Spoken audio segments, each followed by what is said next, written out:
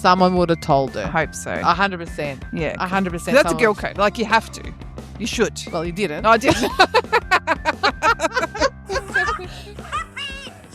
Wax on, wax off. Cigarettes. Excellent.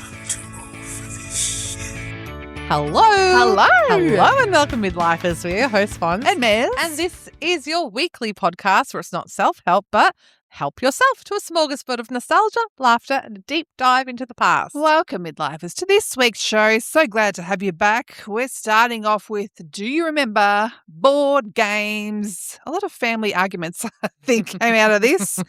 And confessions. We're talking undie and bra confessions. So let's jump in. Yeah.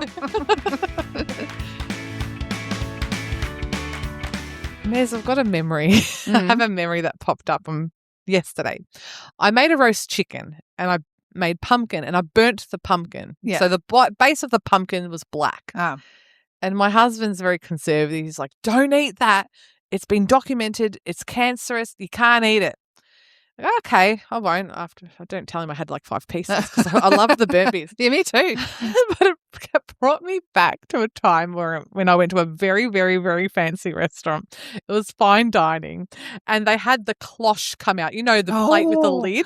I've never had a cloche. Well, they had a cloche, and it was all smoky. It was a glass cloche. It was all smoky inside, and they lifted the lid, and there was like a little log in there, burnt and that was causing the smoke to smoke the food. Mm-hmm. And I'm sure the waiter said, "You're welcome to eat the log." I don't think it did. So I started eating the piece of wood. I was talking to the person at the table thinking, this doesn't taste good. And he's like, I don't think you meant to eat it. I'm sure the waiter said I could eat it. So as I was told not to eat this burnt piece of pumpkin, I remember the time where I ate a piece of wood because I thought the waiter told me to. At a fine dining restaurant, no less. Like a bear. Like a beaver. So that memory came up for me yesterday. Well, it makes me feel better because I'm such a bogan. My husband and I, we don't do fine dining. It's just not us. So when you're saying this, I'm thinking, oh gosh, but that brings it down to earth. So it's good. Did the waiter or anything say? I don't think anyone noticed. And if they did, they probably let me go to see what happens. We'll just let this see how this plays out. And black teeth. You got like charcoal toothpaste. I discovered it. They're in that restaurant. Oh, that's funny. Very good, Fonz. Very good. I don't know if I've told you this. You know, last year I did a little skit on the socials about Karen because we had a conversation, right, about how easily can be branded a Karen, sometimes just for speaking up for yourself. Anyway, after I did this skit, I forgot to tell you this. My eldest, who's 14, I showed it to her and she goes, you know, you're a Karen once. I said, I'm thinking to myself, like, I'm not usually, like, I don't see myself as a Karen. She goes, yeah, remember the time we got acai? So what happened? I remembered, and I refute this, Karen. Acai, the acai ice bowl. cream. Yeah, so thing. acai is like ACAI, acai bowl, which it's a big thing. Probably like last year it was a huge thing, especially after my daughter's soccer. The whole team would go to this acai place, and the acai bowl. Which I actually am curious, any dietitians, I don't think they're healthy. Have they got sugar in it? It's like I don't know if the acai actually does, but so it's frozen. So it comes out like a whipped Mr. Whippy. with Mr. Whippy style, but it's got the texture of a sorbet. Ooh, so it's very lovely. But they do toppings. So you've got granola at the bottom.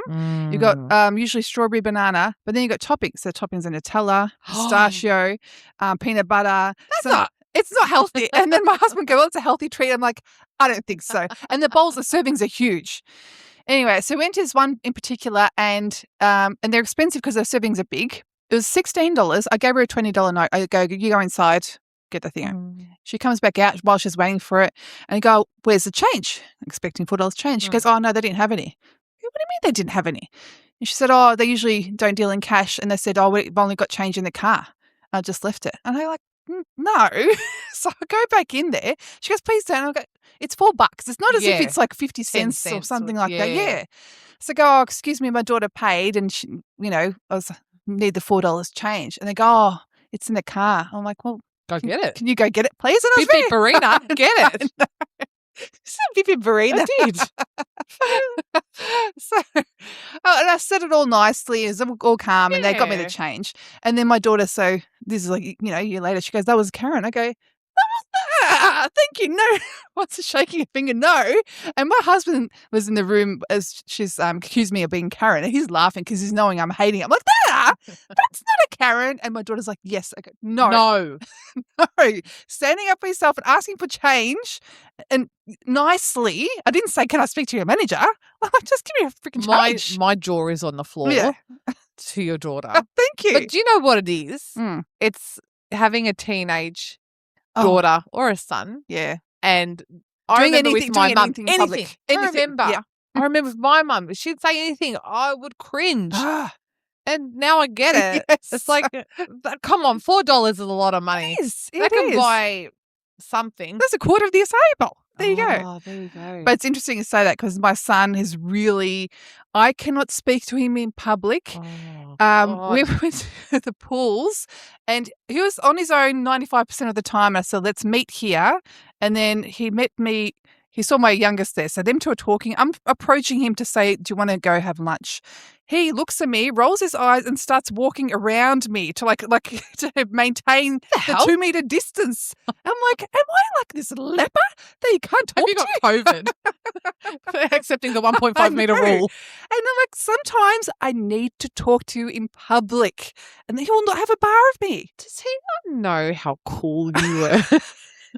Does your daughter not know back in high school at the donut fair? You said $2 for donuts. That's a rip-off. When you said your story about the cloche, that story came to mind. It was one day a year we had food truck vans. And I said 3 for $2 or 4 for $2 was something like rip that. Off. And this cool guy is, do you remember the guy in front of us? Nah. Mark? He's one of the cool guys. Nah. He turned and looked at me like, what the fuck's this girl on about? I'm like, come on. I was like, jeez. Come on, man, just pay your money. Bringing cool to school. Colgate Fluorogard. Fluoride in Fluorogard gets into the enamel like liquid gets into this chalk. Only your dentist can give teeth a better fluoride treatment. Do you remember? Board games. Chocolate dice. Snake eyes. All right. Board games, which have been bringing families together and probably dividing them for many years. Yes. The first one at the top of my list, Monopoly. I had Monopoly. That has been going on as long as I can remember. And I still have the original version. They have so many versions. I've had the kids' versions, but the kids don't play. They just take the money out and play with the money. They don't play properly. So I've got the proper version with Park Lane and Mayfair. Yeah, but half the money's missing. The kids play Angel with Islington. Yes, and what's the cheapo one? Paul Mall. Whitehall Chapel. Chapel Roan. Chapel Roan. See, my kids, we have the kids' Monopoly. We've got two versions. But do they play? Do they play it? If I play with them because they're still young. Yeah. But we have the Super Mario version and we have one called Monopoly Knockout. Ooh. And it's a simplified version. But as a parent, when you play a board game with your kid, I beat them. See. And sometimes I've got to hold back. Well, I can just pummel them. This is a problem with Monopoly because I am I'm too lenient. And so be like, oh, you know what, don't pay me. Or like, no, you have it. Yeah. And I do that. And then my husband's like you. He's like, no.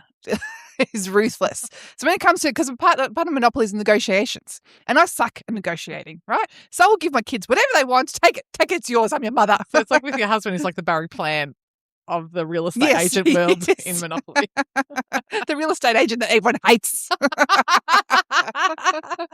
I love being the banker, though. I love being the maybe it's the old bookkeeper in me. I've always loved doing the banking. See, it's like keeping score in Monopoly. I hate doing it because I'm really bad at maths. And when it's my turn to keep score in Uno, and I'm like, take plus 25 and I'm like doing my maths and everyone's like, come on. I'm like, it's really hard. It's hard when everyone's staring at you. And there's like 6 columns and you're just like, and the columns are really thin because it's on some bit of scrap paper. Like, I can't see what I wrote. And when someone just takes the paper away, and just does it for you. Yeah, like, take it. Oh, I was like, the shame. The shame. But I know there's remember the old reel on social media about this boy, like really cracking at Monopoly, the one with the glasses. He flips the table. Yes. Yes, I remember that. Yeah, that's the thing about board games. They can get, especially very competitive. I mean, kids, it's hard because they crack the shits. Yeah. Oh, do they ever? My son gets very jealous of me. Yeah. I'm like, it's the roll of the dice. But have you seen, there's a meme going around about Operation? No. And someone wrote, have you ever questioned why the patient's eyes are open in the game Operation? No.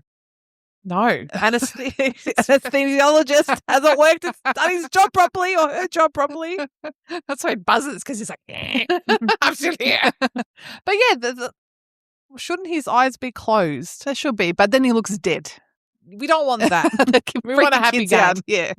With his red nose. His red nose lights. Yeah. It's like one of those games I always wanted as a kid. And I think it's because it's got noise and light. Yeah. But It's my easy to parents play. never bought it. So as soon as I earned a wage, I bought it. Oh, really? Like when you were 20 or so? More in my 30s, I think. I bought it. Well, no, when I had kids, I bought it. Oh, there you actually. go. So you, as a 20-year-old, just having a drink, playing Operation.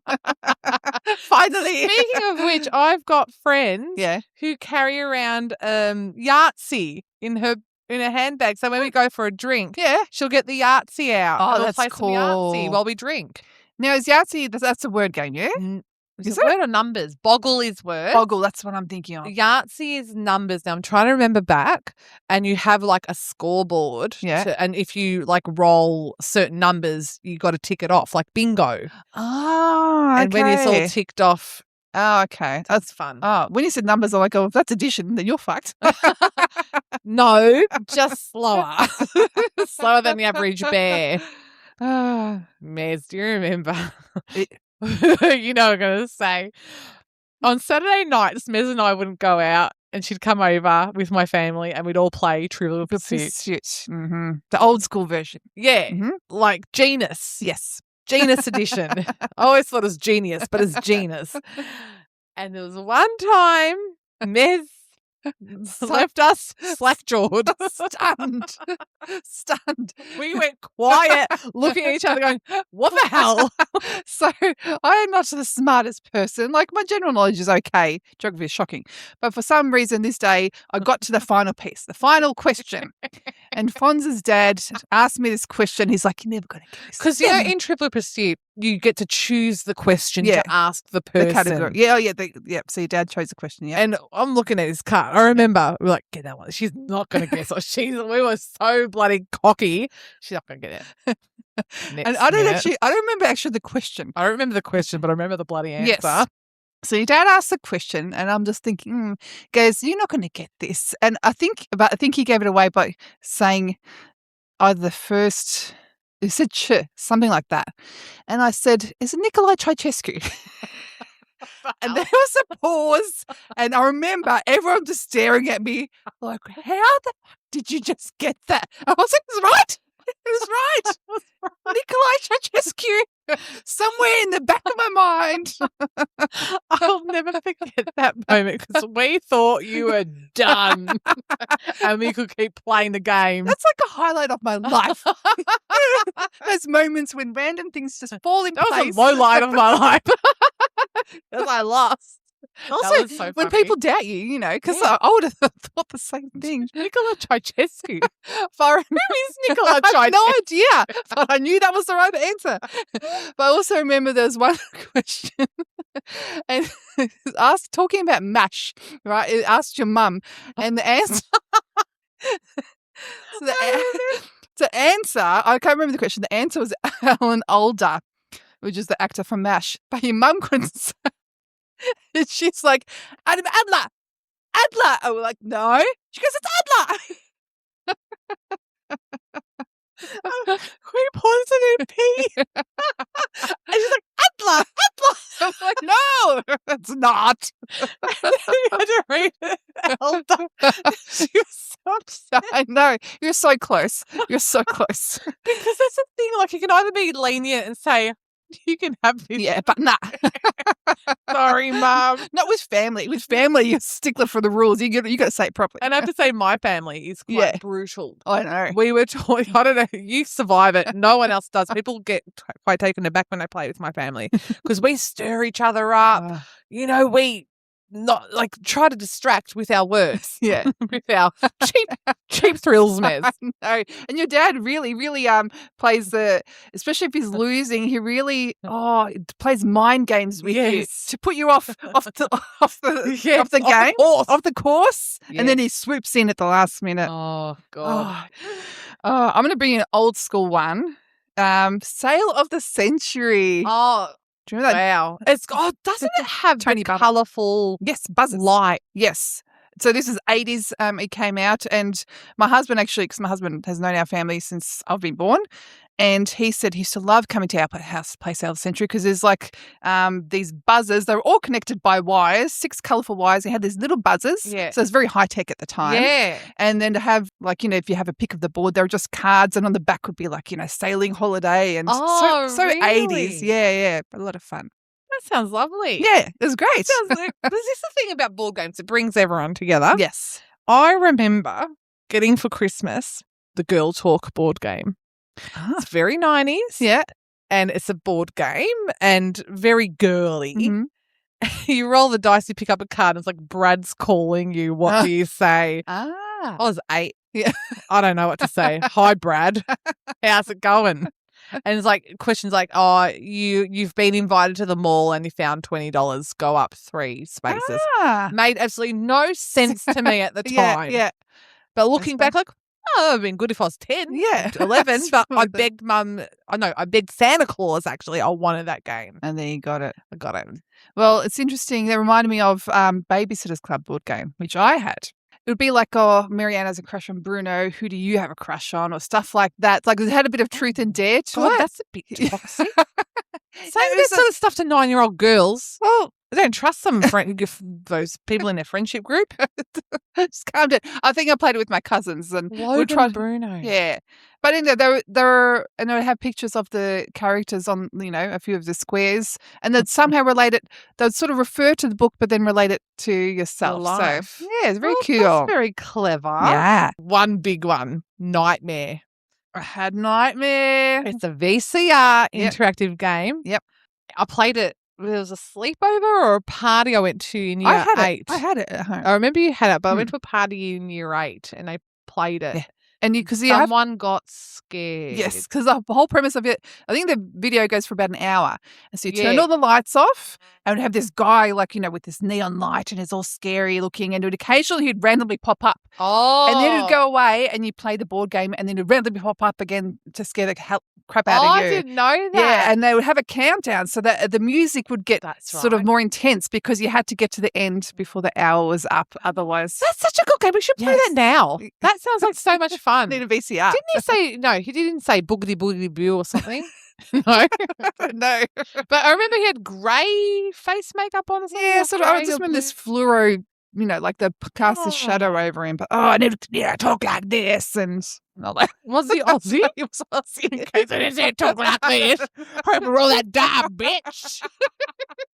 Boo. I'd love to see a modern version of that. That was really cool. Well, how would you play it? Because people don't have DVDs anymore or VCRs. You have to put on YouTube.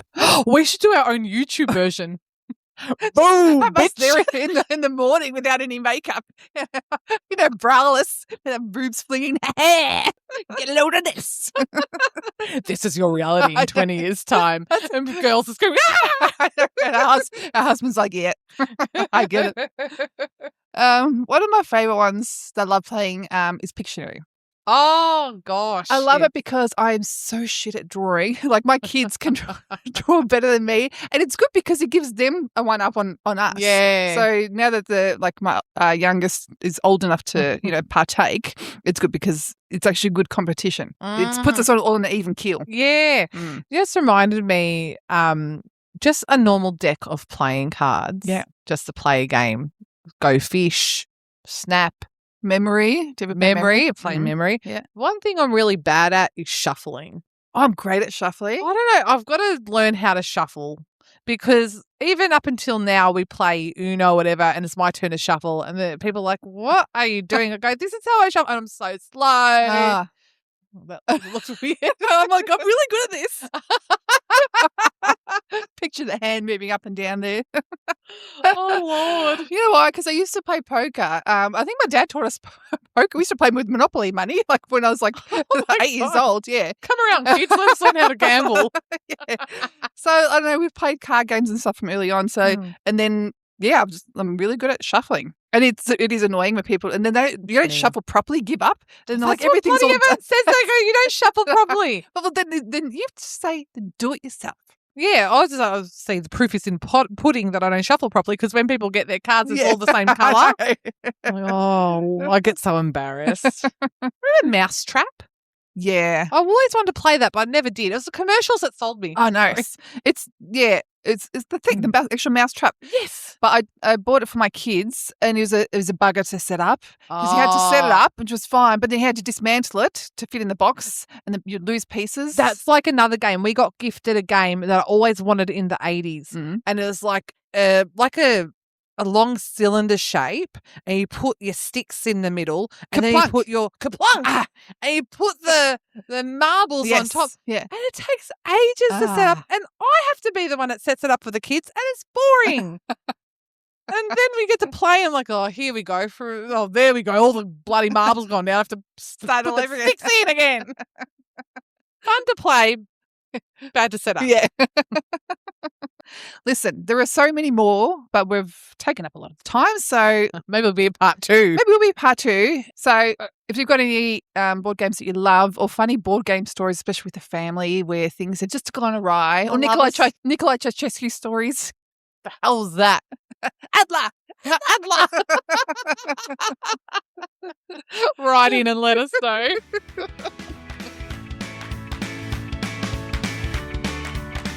These are our confessions. Undies and bras. I looked up just undies. Oh, I've got bra stories. Oh, good, because I've got a bra story too. So, which is good. It's good to have stories, Mez. It is. So I looked up different ways to say undies. You've got bloomers, tidy whities, your smalls, your nut huts. Oh. Yeah, jocks, knickers. Yeah, and don't say panties because I hate that word. I didn't even put panties down. I didn't even think of panties. It's very American to say panties, but it just gives me the creeps. Yeah. Oh. I've got a fun fact for you. Tell me. I've got a few fun facts today. Yeah. Do you know that Andre Agassi likes to free ball? And in 1999, in the French Open, he went commando and he won. Oh, okay. I thought you were about to say let loose the ball came out or something. Well, hopefully not. No, he won. Imagine. That was before Commando became so popular. Maybe he made no. Commando was out in the movies then. I think actually Commando. I remember Sharon Stone with her first Commando. Yes. Thingo. I've tried Commando in jeans. Don't recommend. Holy hell. Don't recommend. That's chafing. That's chafing. Oh, there's no give there, Mez. It's not comfortable. Here's a confession for me. Well, I thought that was a confession, but let's keep going. Another one. Another confession. All right. So, you know, when you're young and single, and even not single, but perhaps in a relationship, I think it's just more so young. Undies, and bras really put time and effort into it. Absolutely. I remember working in the city, and on my lunch break, I'd spend an hour, just walk to Maya, go get a bra. Would get Elle McPherson bras. They're like $80 a pop. Beautiful. I'd take my time, make sure it fitted well. Wonderful. Yeah. My last lot of bras, quick nip into Best and Less, 3 for $30. And there they go. And from the wires pop out. Like, it did last a year, though, so that's something. Good. But it's like, I can't even, and I said to my husband, oh, my God, I've got all these crappy old bras and just bought this from Best and Less. He goes, go spend time. But I don't want to. I don't want to. No. And trying on bras in the change rooms, it's sweaty. It's sweaty. It's uncomfortable. You see your areolas there in this horrible light. Down by your knees. It's horrible. But do you know what I wanted to do? I wanted to go to Maya, or brass and things and get one of those old school bra fittings. And they don't really do it anymore. Like, I remember my first bra, there was like an older lady with her measuring tape. Mum told me off for not shaving my armpits. And I was like, I didn't know how to shave my armpits for this. I didn't know I'd be naked for this. And I wanted that done after hitting 40s. I wanted a good bra, but they don't really do it anymore. I reckon maybe at bras and things they do. I think they do, but it's not like the olden days where they whip out the tape measure and you have to have your arms up, your arms down. You have to bend over and make sure you tuck them in. Full like on. There's a full process. And I want that process back. Well, if anyone wants to come by, tuck them in. That reminds me of there's a scene, the Sex and the City. Yes, when Miranda has to go bra shopping for her mum's funeral, and there has the lady come in with the tape measure. Yes. Just remind me of that. Yeah, but it covers everything. And often, like, you know, you discover you're the wrong size, because especially after kids and boobs and breastfeeding and everything like that, everything just changes. And just age and gravity. Yeah. They're not defying gravity. It's so cruel. Yeah. Cruel, but it's part of who we are. Yeah, but like a great fitting bra is wonderful. But do you know there's different like shapes of bras? Like I remember I bought a bra once and it was pointy. That's like the 1950s. 1950s were pointy. And I remember buying, put my t-shirt and I go, oh, pointy. And you know what? I can't find that ever again. And I wouldn't mind a pointy bra.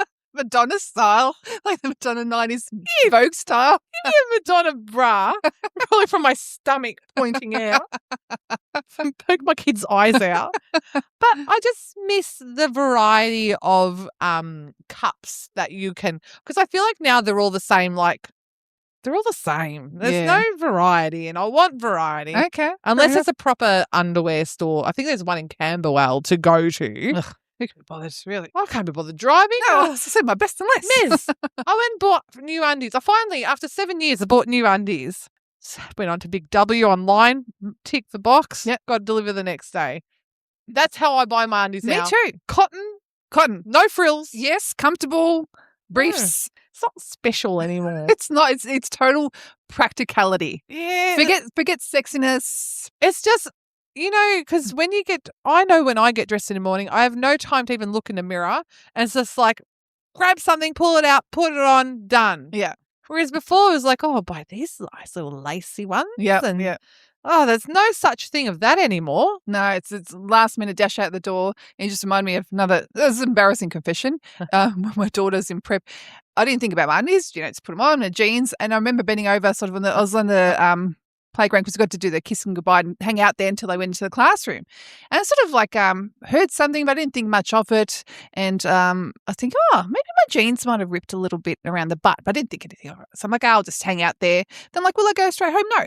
No, I'll go to a coffee shop. I'll go get myself a coffee. I deserve a treat. I know. I get home and I finally see my jeans had fully ripped around the butt seam, and I had these bright orange undies. cotton though. Oh my God! Well, was it a full brief, Mez? Was it Brazilian? It was or full jeans? brief. So at least good. You're all covered. But it's just the fact that they're bright orange, and so you know when that sort of stuff happens, like, I can't do anything about it now. Someone had an eyeful. But this is a thing. Like, would you tell someone if this happened to them, or would you let them go and have coffee? Listen, I've been a bad girl. I didn't follow the girl code. I was in this is years ago, in the kids' the kids' family toilets, and had a girl with a woman, with her child. She was pushing a shopping trolley about to walk out the door, and her dress was tucked into her knickers. Mez, I didn't say anything. You didn't. I didn't. What a bitch. I was just like, what? Were you confused? I don't know, because I had my daughter and I was sort of focused on that. I was frazzled? I was frazzled. Okay. And you want to yell out, oi. Yeah. Your dress is tucked into your undies. Yes. I have many other times. Someone's like, you know, no, she was actually walking out the door. So hopefully someone said something. Someone would have told her. This is like 10 years later, and I'm still thinking, why didn't I say it? Someone would have told her. I hope so. 100%. Yeah. 100%. That's a girl code. Like, you have to. You should. Well, you didn't. No, I didn't. I have a world record for you, Mez. Yeah.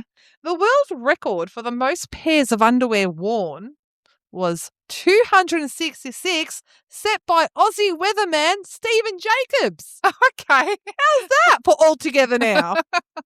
All at once. Yeah. Come on. I didn't know there was a world record, but he said it. Well done. There's a world record for everything. I'm going to give you a world record that I possibly have. The world's Mankiest bra.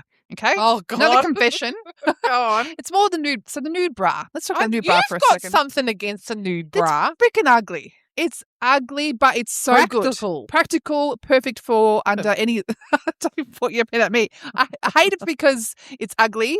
It just is not flowering whatsoever. I can't imagine you taking top off in front of anyone and thinking, oh, hello. You get these beige bangers out. No. But this particular nude bra that I have, it's many, many years old. So it's lost its shape. It's sort of discoloured, so it's not quite nude. It's kind of like greyish. Browny grey. Yeah, in between. It's peeled, you know. It's just old, ugly. man. I wonder if there is a world record for an old bra. You've won it. I've won it. I'll tell you straight away. That's one. See, my bras never get to the point of being old because my either the underwire comes out eventually. Yeah. I broke an underwire once. I don't know how. I sat up the wrong way and my boob went against the underwire and snapped it like a bloody karate chop. And I remember sitting there going, did I just break my underwire with my boob? And I did. Them and I had to chuck it out. Some powerful titties.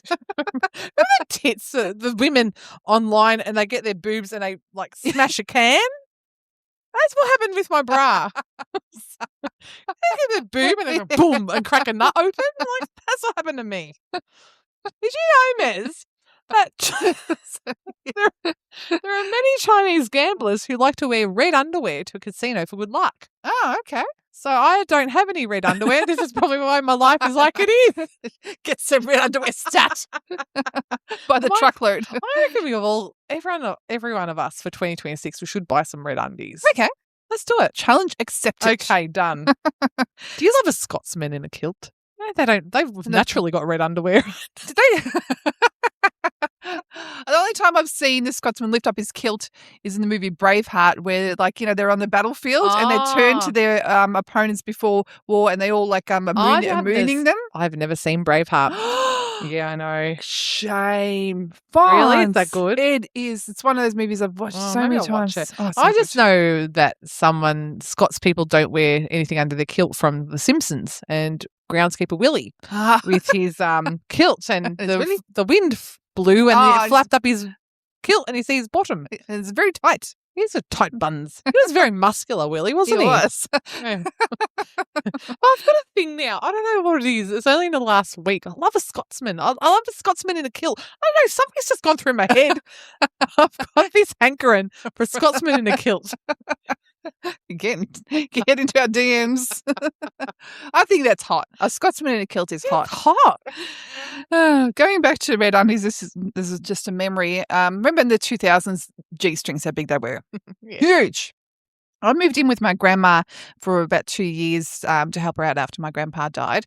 And this is my big partying days, right? And my poor grandma from the village of Croatia, she did my washing and she washed my red G-string, which is like the size of my pinky probably. That's like dental floss. It's dental floss, totally. It's really like that. And I think she folded it up nicely. And I'm thinking, what would have gone through her head is like, what's my granddaughter doing? She's like, why do I have to rewash a dental floss? I've got a story. Remember we used to go to Kentucky Island? Yeah. I got really drunk once. Really drunk, and I took off my undies and flung them in a tree. Oh, did you? It was a G-string and I flung in a tree and just looked at it and I walked away back to our room.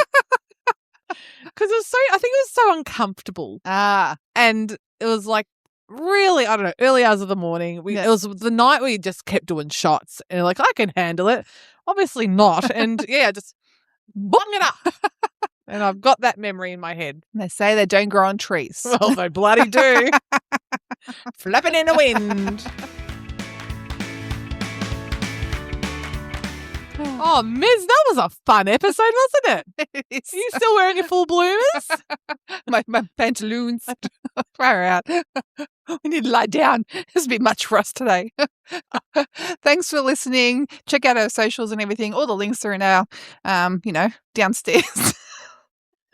down below, Not on your undies. See you next week. Bye.